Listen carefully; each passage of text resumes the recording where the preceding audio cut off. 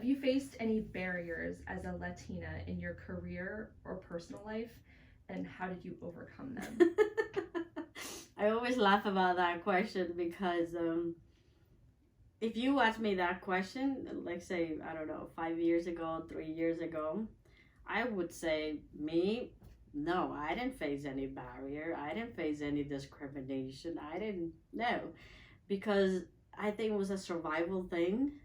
Well, like you couldn't really see those things or you couldn't really pay attention to those things because, you have, when you come here as an immigrant, you come here for a reason.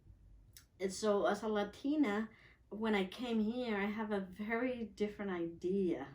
Um, I remember my first job in McDonald's, and the when I came, my English wasn't that great. I couldn't really speak much.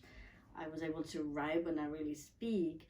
And so I was learning. I was going to school and working and doing all that stuff. And I remember my trainer, the person who was training me, she was Dominican like me. And so we bonded. And because she knew I was struggling, of course, she will train me, in Spanish. It was easier.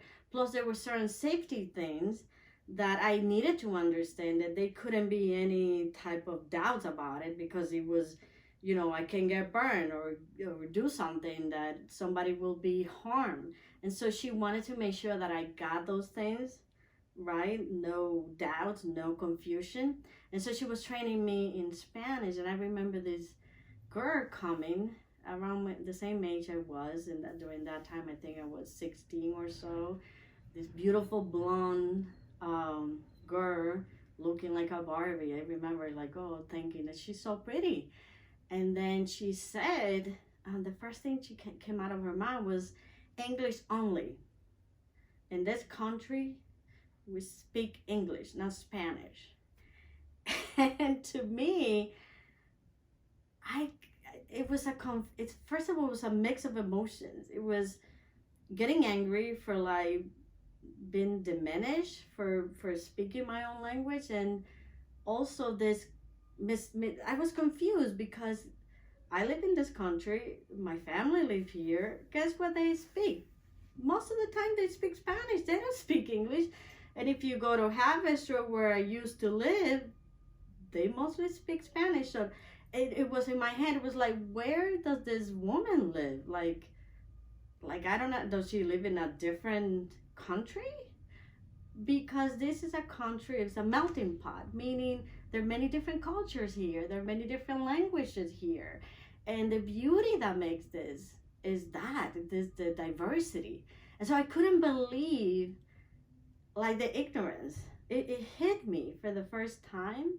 And I remember asking her, I say, I'm very fresh, I have to say. Because I asked her, I say, do you go to school? And she was, getting angry and red. And she said, of course, what do you mean? And I said, well, do you study geography? Do they teach you geography?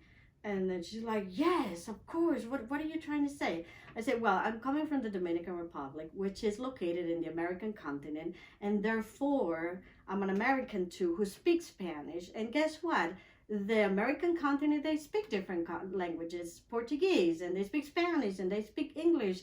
So in Canada, they speak French, and other islanders speak different dialect. So I don't know, where are you coming from? Do you understand your own history? And that was so frustrating to me. But it was this idea of standing up for myself and speaking up.